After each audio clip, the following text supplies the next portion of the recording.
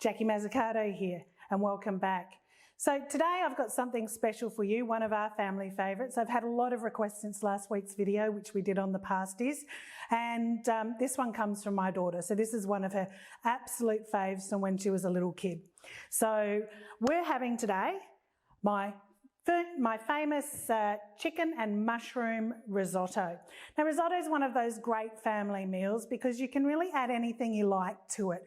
You just want to sort of work with the flavours that you like and your family like in the home. So chicken and mushrooms, one of our favourite. I'll take you through the ingredients that we've got here. So I've only got about 200 grams of chicken. It doesn't matter if you use the chicken in this recipe or not. If you don't like the chicken or don't want a meat-based version, just leave the streaky bacon and the chicken out. So there's about 200 grams there of just fairly finely diced chicken. I work on the basis of being able to eat it with a fork and not needing a knife for this meal. About 250 grams of mushroom, again, to your tasting. If you want more mushrooms, add more mushrooms. You don't want it to be all rice, but again, you don't want to be all chicken mushroom. I've got just one diced onion here, and that's going to be one of the first ingredients we work with. 2 cups of Amborio rice. Now, the reason we use this rice is when you're actually stirring it up, it releases the starches, and that's what actually binds the risotto together. So if you use a long grain rice, you're not going to get that same texture that you're looking for. And, that's what sometimes where people go wrong with making risottos. I've got about 100 grams of grated Parmesan here, 200 grams of, I like to use streaky bacon because you get a lot more flavour out of the bacon, a couple of teaspoons of oregano, some salt to flavour, and we're going to flavour, and I'll talk about the flavour in a minute as we're sort of cooking this up. I've got about 3 cloves of diced garlic there. Now this garlic, I've used sort of medium-sized cloves, again, to your flavour, to your tasting. And I got 100 grams cut into 2 slices of 50 grams of butter just here. Of course, I've got the required wine. You might ask why there's 2 glasses here. That's because there's one for the risotto and there's going to actually be one for me while I'm cooking. Nothing better than cooking on a Saturday afternoon and enjoying a glass of the Jackie McLaren Vale Chardonnay made by the winemaker, ex-Doc Adams winemaker, Adam Jacobs. So thank you for that wine, Adam. I've got my pepper mill there. I really love to just season with the pepper mill as I go. Now this is where we're going to get back to how much salt we use.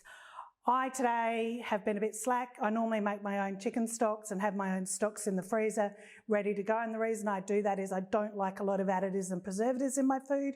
And the stocks you get off the shelf tend to be quite salty. This one's an organic one, so I'm avoiding a lot of the additives and preservatives. But what you're going to need to do is season based on, whether or not you're using the streaky bacon and the salt base in that, because you can use pancetta as well, and that would make it salty, or whether you're using a homemade stock or a bought stock. So that one, as you go along and as you're tasting, is when we're going to actually add the salt. So all my ingredients, diced, chopped, ready to go. I didn't think I'd bore you with that piece. And we're going to start off first by putting 1 slice of 50 grams of the butter, the garlic and the onions into a saucepan just to sweat those off a little bit and get some of that flavour going. Okay, the onions have been cooking away now for about 5 minutes or so with the garlic there. I'm not cooking them on a really high heat. I've just got this sort of, fairly low, just until they go slightly translucent and a little bit of colour in those. So I'm going to add the pancetta now to the bowl. Sorry, not pancetta, I'm using streaky bacon. This is one I use kind of some of the stuff that's actually in the fridge already, and I had streaky bacon. But again, as I said, by all means use some diced pancetta, some chorizo if you like. Flavour base is all up to you, but it is important to cook all of these flavours off first because you're going to want that caramelisation of the flavour on the bottom of the pan. That's what's going to give your rice all of that beautiful, beautiful flavour. So what I've done now is cooking off the streaky bacon. I tend to cook that now before adding the chicken. I tend to cook that until it goes slightly translucent. Now some people would say now you take items out of the pan and you put other items in. I'm one of those cooks that likes to just keep moving through their cook, and it certainly hasn't affected the flavour and the taste of my meals by doing things individually. So just as you see that it's gone translucent there in the bacon, you then add your about 200 grams of chicken there. You just really want to brown that off. That'll keep cooking as the meal's cooking and the rice is cooking, that'll keep cooking. Remember, you've got about 20 minutes or so that you're going to be cooking this meal. Now I'm going to do something very controversial in a minute. It's not traditionally done in a mushroom risotto, but it's one of the things that I like to do because I like to, again, bring the flavours into every element of the food that I'm putting in here. Now while we're just waiting for that chicken to brown, I was talking before about the fact that, you know, a risotto can use any sort of flavour base you like. Another common one is caramelised onion and pumpkin. When I'm doing caramelised onion and pumpkin one, I tend to like to caramelise off the pumpkin in the fry pan beforehand, and then I'll bring the onions in and add back the pumpkin. And that's a great one for pancetta rather than the streaky bacon. But I'm really interested to see what you put in your risottos and hear all of your ideas and your comments. So let me know below what sort of things you're adding to your risottos or what your family likes. Also maybe what wine you use or what you like to drink with your risottos. Okay, so my chicken's just browned off nicely there. I don't want to overdo it and it'll get too tough, and I don't want to lose some of that moisture. Really, I'm only browning and searing the sides to keep the moisture in when we're cooking. So in go my mushrooms.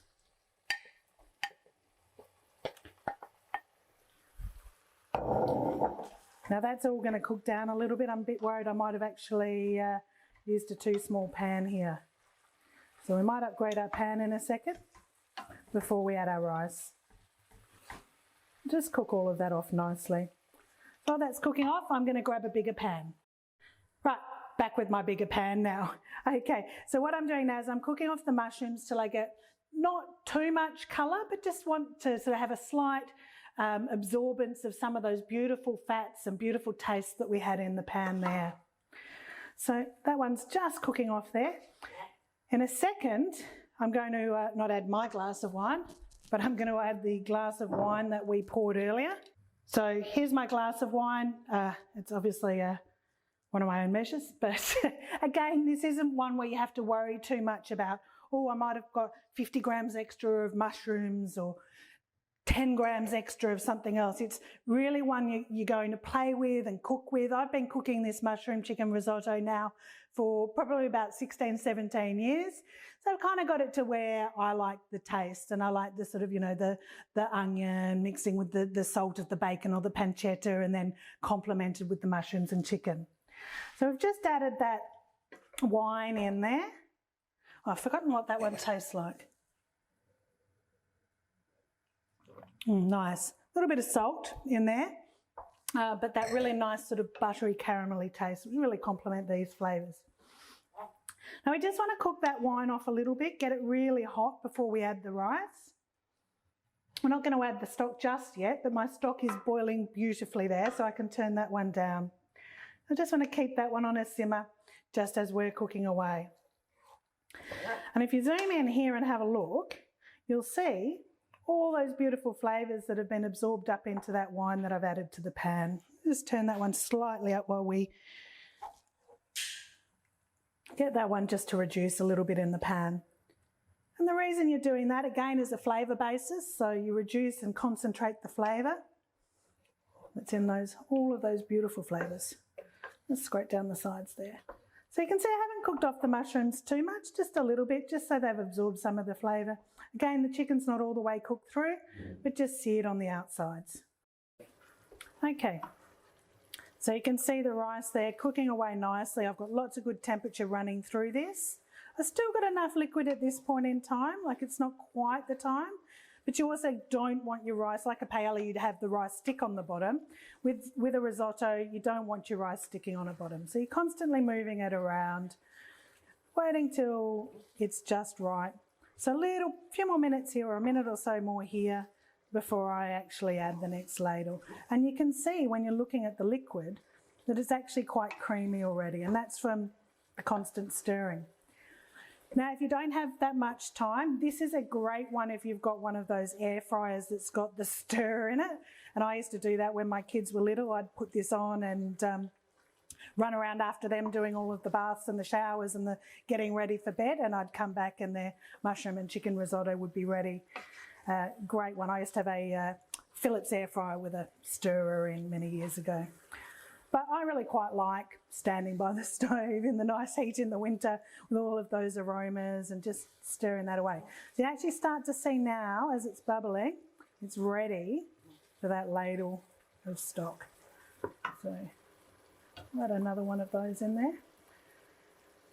Depending on sort of, you know, what you've got in your risotto will depend how much stock you've got. So it's not one of those recipes where you want to add all of the stock, and sometimes I've got to boil up a little bit more water or stock because I run a little bit low, but you may not add all of that stock. It's going to be important to taste along the way. And what you're looking for in the grain, and you can see my grains here, you're looking for in the grain just a slight crunch on the very end of it, because what we've got to remember is that we're cooking away with a really, really hot dish here, and it keeps cooking in the pan even when you've turned the heat off. So really, really important not to cook it too far when you're tasting it and when you're doing this part of the recipe. And I'll show you at the very end how we get that nice creamy, creamy, creamy risotto. But you're looking for, when you get it to the table, the rice still to be formed, but to be well enough stuck together. Okay, so we talked about the rice and when do I know it's ready. I'm actually just going to have a little taste. Now you're going to taste it at various points. You're going to taste it about sort of 7 to 10 minutes in, and then you're going to taste it sort of nearly every other minute after that. No, I've still got quite a lot of crunch there. Oh, flavours are lovely. And that's another reason you're tasting. How much salt do I need to add? I can actually work that out now. But the flavours, oh, that mushroom is really coming through in that.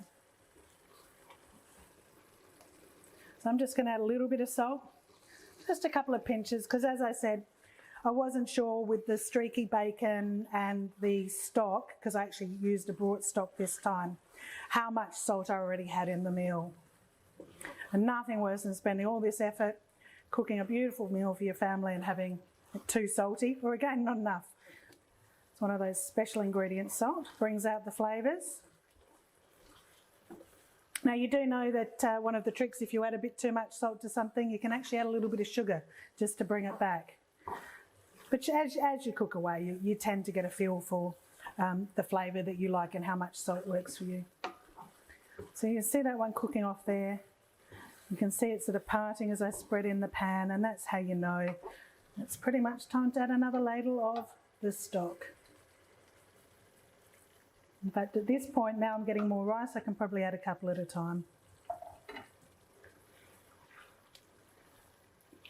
Oh, really, if you could just have smell computer or smell coming across the screen, I think you'd all be lining up for this one.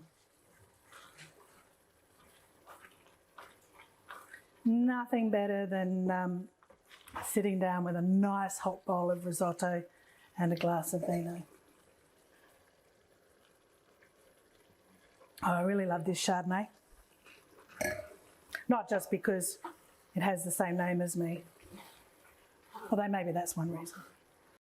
Okay, this is looking just beautiful now. I've pretty much used almost all my stock, and I can see this nice gloss in the liquid part. Still a little bit of liquid in it. I'm just going to have that last taste because I think we're pretty much there.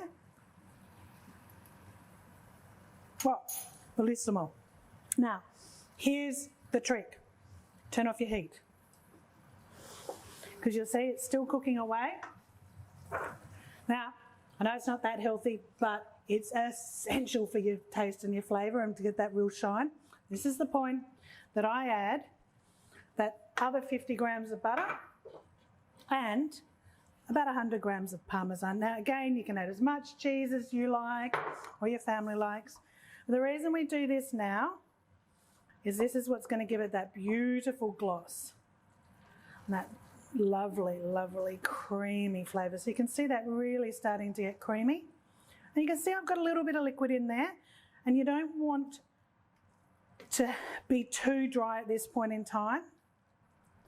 But this is where you've sort of stopped adding your stock, and you can see that nice sort of starting to stick together. But I've still got, and I'm just going to bring it up to the camera, I've still got a lot of sort of juice, and it's not clumping together. And that's one of the other reasons you add the butter at that point. Oh, I'm getting so hungry. This is looking great. Those heads will be up the stairs in no time. Here we go. So that is my, and I'm going to say, creamy chicken mushroom risotto. I'm going to serve that one up now, and you'll see in the plate. Again, you don't want it to not have any liquid at this point, because as it cools, and particularly if you don't eat it all and you want to have leftovers, as it cools, it's going to still keep absorbing some of that. So that's it. We're just going to add a little bit of the cheese on the top. Don't skimp on the cheese, Jackie. And you can garnish with whatever you like, maybe a little bits of streaky bacon. Actually taste the fruits of my labour. Buon appetito. Ooh, hot. Yum. Ooh, that is sensational. That mushroom flavour coming through is really good. Get on it, clock's ticking.